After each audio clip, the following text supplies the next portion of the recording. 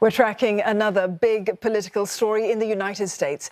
The midterm elections next week will decide which party will control Congress for the next 2 years. Now, with inflation running at a 40-year high, the cost of living could hurt President Joe Biden's chances of holding on to Democrat majorities in the House and the Senate. We sent Nick Harper to America's Southwest to take the pulse of voters just days before the decisive polls.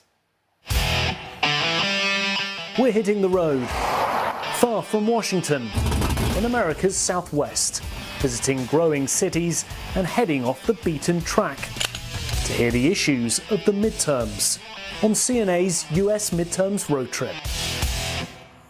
Welcome to Pie Town, population 118. A New Mexico town famous for having not one, not two, but 3 pie stores. But even in Pie Town, a place where it's literally all about one thing, there's still one topic that's top of mind for voters. Sugar, eggs, and butter are going to be our top 3 problems probably in the next couple months. The basic goods Sarah Chavez needs for her business are getting more expensive and harder to come by.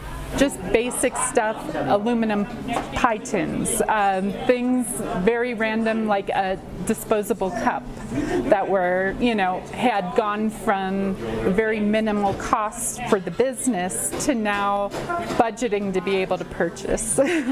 So where they've doubled, tripled in price. In Pie Town, politics are baked in. And those bearing the brunt of rising inflation say there's only one issue this election. The economy's stupid. It's the economy. Trick horse trainer Alan Pogue says the cost of hay has doubled, fertilizer quadrupled. People got to eat. If the producers can't produce food, if they can't even afford to drive their tractors in the field, what's that going to mean for the rest of the country? It's devastating.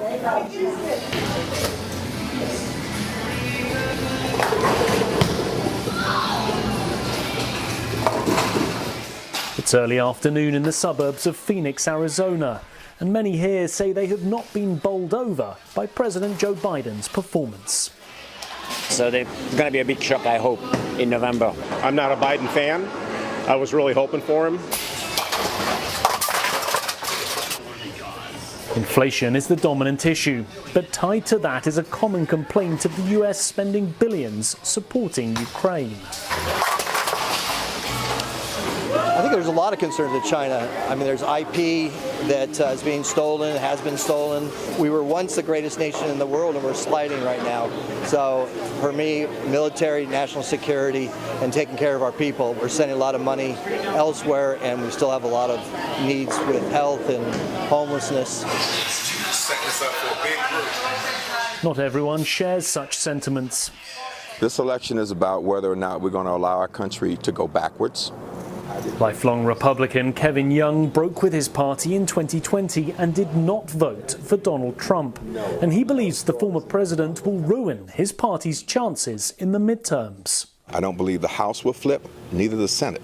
As a matter of fact, I think the opposite. I think that the Democratic Party will probably gain a couple of seats, simply because most rational and reasonable-minded people have sat down and thought about who's representing our party, and they don't represent our ideas, they don't represent our principles. Trump isn't on the ballot, but he's endorsed over 470 like-minded candidates. Our motto is God, country, and Trump. 280 kilometers away in the small mountain town of Sholu, Stephen and Karen Slayton turned their campaign headquarters into a store selling all things Trump. Is this for sale or is this part of the display? We sell them. They're like $100. And then we have some folks come in and goes, does he really look like that? No. This is so funky, the little Trump keychain. Mm-hmm. But these aren't just novelty items. For Stephen and Karen, these slogans are facts. You don't accept the result of the 2020 election? Hell no. Hell no. And will you accept the results of this election? I don't know. It depends on what's going on. Right. Convinced Democrats will try to cheat in the midterms, they'll be joining other ballot box observers to monitor Election Day voting. It's already a divided country. Oh gosh, yes. Oh yes, very, very, very divided. But you think it can get worse? Oh, it could get worse. Oh, if they steal it again, you're damn right it's going to get worse. Yeah. Do you have any fears this time round that we could see violence? I hope not. I really do. I really hope not. But there's no guarantees. The desired result, or roiling unrest. The 2020 model, perhaps now a blueprint for future elections. Nick Harper, CNA, the American Southwest.